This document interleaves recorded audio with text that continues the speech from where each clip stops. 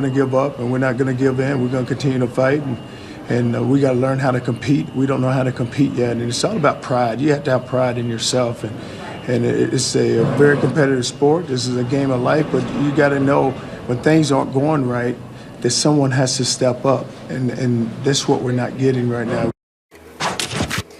Texas is now 1-4 this season, the team's worst record through 5 games since 1956, a very long time ago. Clearly, this isn't what Longhorn fans are accustomed to. Stephen A., what should Texas do?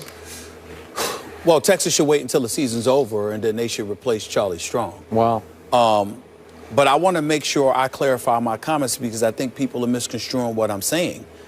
And I was talking to Mike and Mike yesterday, and I called in about it. In no way am I questioning the football acumen or the coaching ability of Charlie Strong. I am just saying that the odds are stacked against him. Look at the handwriting on the wall and understand when it's your time to go. That's all I mean by this.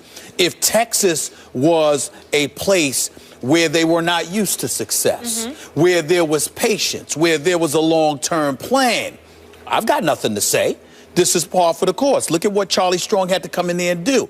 He had to get rid of like 9 or 10 different players because they were bad guys in the locker room. You know, there were leadership issues. They were Matt Brown lovers. They were guys that wanted to do things a certain way and didn't want to do things his way. And behind the coach's back were encouraging dudes to do things differently. So you had to get rid of those guys. We get all of that, okay? So you went 6-7 last year. Now, granted, Matt Brown didn't have the greatest years, 9-4, 8-5, 2 of the last 3 years, stuff like that. Had one season where he went 5-7. I think that was back in 2010, if I remember correctly. But prior to that, it was religiously 10 and 11 win seasons. At one time, there was, 13-1 national title, championship game appearance.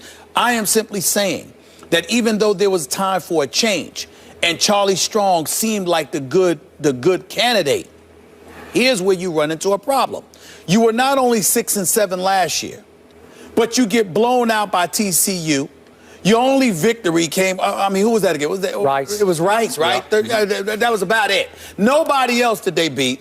And then I'm looking at it and I'm saying, well, wait a minute here. And this is where it really hit me. When you talk about their ranking in terms of recruiting, they're getting out-recruited by Texas A&M, of course, TCU, Baylor, Houston.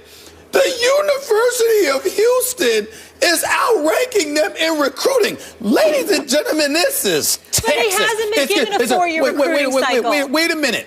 This is Texas. Let me use, because I got some relatives in Texas. Let me use my, my southern drawl here. Texas. This is what we're talking about. Oil money. You got to work on that, New Yorker. We do have to work on it. We have to work on it. How do? Okay. Here's the deal. I love the folks in Texas. I'm not being derogatory here. I'm saying to you, it's Houston. We're talking oil money. We're talking Texas. We're talking Austin, Texas. We're talking the Texas Longhorns. And you're being out-recruited by Houston? What I'm saying to you is this. This ain't about Charlie Strong, the competent coach. I believe in this man. I believe under better circumstances he should stay. But the AD who hired him obviously hired him against the wishes of a bunch of boosters, alumni members, etc. They're coming out now and publicly declaring they support Charlie Strong. But you know this better than me. Behind their back, with all of these struggles going on, they want that man out of there. They just don't want to look like the bad guy. Nobody's a fool here. We can see the handwriting on the wall. So my point was, not only is that going on, not only is your number one supporter, the AD, going, but on top of it all, you're looking bad because with all of these first-class facilities and the resources that you have, which are second to none, you are getting out-recruited by all of these other universities in Texas? That is a problem. And I'm saying, see the handwriting on the wall? They ain't going to support you, Charlie Strong. I don't care what they say. Get the hell out of there. Get out of there as quick, fast, in a hurry. Go to Miami. And not only that, this is what they're going to use, Skip. You tell me this because you know, listen, I know college football because of you, my man. Come on now. You the one that got me started watching it religiously. This college that's football. right. Yeah. Look at what McElwain is doing at Florida. Man's undefeated. He is flat out balling, okay? I think that cupboard was not bare when he took over. That's right. It was full. And look at Windham in Utah. I mean, you look at what they're doing. They're number 5th ranked team in the nation. And Charlie Strong, 1-4. Okay. Listen, Quick question. I got to acknowledge the obvious elephant in our living room. Sure. As you often remind me, you are a black man, and you're talking about one of the few black head coaches in college football, and you're saying after a year and not even a half, he's got to be gone. I'm trying to tell you right now. I keep trying to tell America, folks, don't listen to me. Okay. I'm a fair-minded dude. Yes, you are. Listen, I'm the guy that sat there and said Lovie Smith don't need to be in Chicago anymore. You did, but that was after many years. I didn't say he needed to not be a head coach. I said he needed to be out of Chicago. And Marvin Lewis, you have said. Come on now, 12 years, you can't win a playoff game. Okay. I'm going to call what it is. Thank you. But I look at Charlie Strong. I think Charlie Strong should be a head coach in Miami. I think he should be a head coach in various other institutions. I'm just saying, Texas, look at the handwriting on the wall, Charlie. They're going to get rid of you, bro. They owe him a bunch of money now. They're going to have to don't let about 15, at least 15 million from what I heard, not to mention his assistants. Man, they can write that thing off. They can sit there and pay you and spread it out a few years. But look at the handwriting on the wall, Charlie. They're going to get rid of you. Get out as fast as you can. It's a bad situation for him. That's what I mean. I'm not saying, be fired because you can't coach. I'm saying he needs to go because they never wanted him there to begin with, and the struggles they're not going to stand by him. And now you got freshmen sitting up there texting in the middle of a game about how, whether or not he should transfer. Look, that's happening because, guys, they're imploding. You know when you implode, Skip? When you know that your head coach doesn't have the support, because if he did, you would toe the line. You're not towing the line because you know there are whispers out there about how people don't want. Also reports of internal dissension. Yes. The freshman class going back and forth with the upperclassmen. That's right. A lot of friction there. And by the way, Charlie Strong should take over the defense because that's his signature anyway. Nobody knows the defense better than him. Before I get into my answer, that's the only really bad sign here. That's right. Charlie Strong can coach the heck out of defense because he did it at Florida and he did it at Louisville. Right.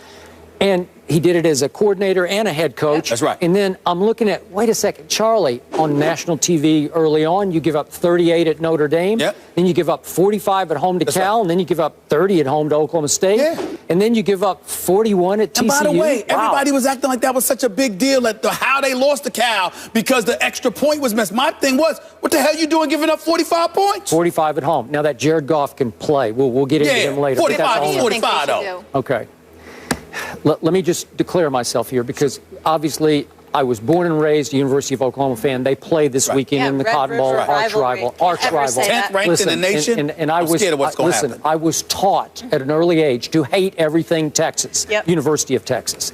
So that is mitigated by the fact we have twice had Charlie Strong sit in this seat on this show. And you know what? Good man. I clicked with him. I like the heck out of him. I liked him too. And so maybe I've lost some objectivity that way.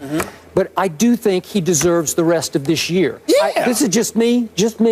I think he even deserves next year. And I know the signs are horrible here. And remember, they still have to play my Sooners, and they are now 17-point underdogs at the Cotton Bowl. Then they have to go to West Virginia. Listen, West Virginia is pretty good. And then they end up having to go to Baylor, which has been obliterating people. So it could get worse. And maybe some of those major donors who were reportedly yesterday still on Charlie's side, maybe they'll turn on him. They could turn on if Texas loses 41 to whatever it was to TCU, 41 to 10 to Oklahoma, we might get a different story from the major donors. But let me be very, very clear. I'm not saying that Charlie Strong should be fired right now, shouldn't be allowed to complete the season. I'm not saying he doesn't deserve to have a long-term opportunity to build this program. What I'm saying is the struggles that he's having at this particular university, which ain't trying to rebuild, which ain't trying to wait, which ain't trying to have a long-term plan, and you combine it with the fact that you in Texas and they didn't want you there to begin with. You're saying it's more the situation. It's the situation. Yeah. Look, Charlie Strong, see the handwriting on the wall and get the hell out of there. All right. That's what I'm saying. Okay, well, are you blaming Texas more than Charlie Strong? Well, I'm blaming them from the perspective that I think that there were whispers from the time he got there that they didn't want him there. When you combine that with the changes that he ultimately had to make, where he had to be and he spoke very highly of Mac Brown, and we all think highly of Mac Brown. But the bottom line is he had to be sort of the anti-Mac Brown. Did. Do you see who Mac Brown is? Have you met a nicer guy? No. I mean, my God, he's just a sweetheart of a guy. Yep. Well, that's not Charlie Strong. Nope. He's not a bad guy. No, Charlie Strong is a good tough guy. But he's a tough guy. He's a disciplinarian. Well, who's going to understand that transition slower than kids? Kids are going to be like, I'm not used to this. I didn't come here for this. Yeah. I came here for Mac Brown. I didn't come here for this. So it's a struggle for them. Yep. And I'm like, look, you don't have the time. Even though you have the resources, you're surrounded by people who really want you to fail. And there are great opportunities for you elsewhere. Because no matter how much even if you win at Texas, when you're surrounded by people who don't want you around, well, you take it when the opportunity is just so great until something just as great, if not greater, comes along. Okay, all right. That's all I'm saying. Okay, he did get one huge break. The AD who hired him, Steve Patterson, Yes. had alienated so many of the major donors that he got fired after just 2 years. That's right. And it was such a PR nightmare for that school that I think it would look even worse if then at the end of this year you remove Charlie Strong. So I think he has a little PR cachet just because that guy made such a mess of the athletic department. I don't believe Charlie Strong has any PR cachet in Texas. Well, it's by default. And you know this better than me. All that matters at Texas is Texas. Okay. They don't care how the outside world feels. Okay, Football country. That's who they are. Last quick point, being totally objective. Charlie Strong did one thing in-game strategy that really did rankle, I'm sure, a lot of Texas fans. And that was in their first conference game at home against Oklahoma State, who's a pretty good football team. They had them on the ropes. That's why.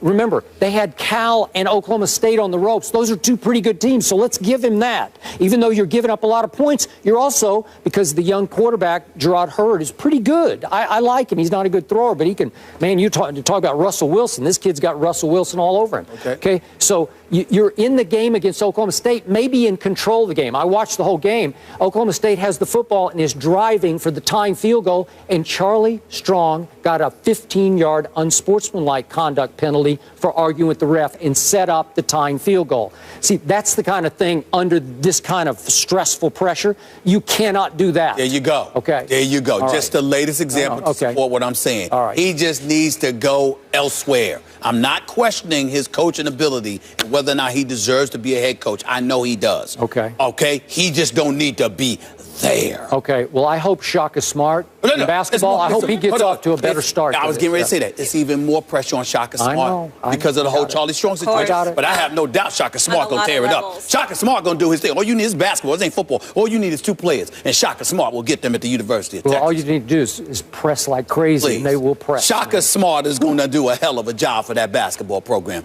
You mark my word. He's legit. We'll all be watching 11 a.m. on ABC, Texas, Oklahoma, the Red River rivalry. We stay in the South. Things are getting heated down in South Beach as well. The Dolphins fired their head coach. We told you that yesterday. And now their quarterback is speaking out on his team. We'll fill you in and react to that next.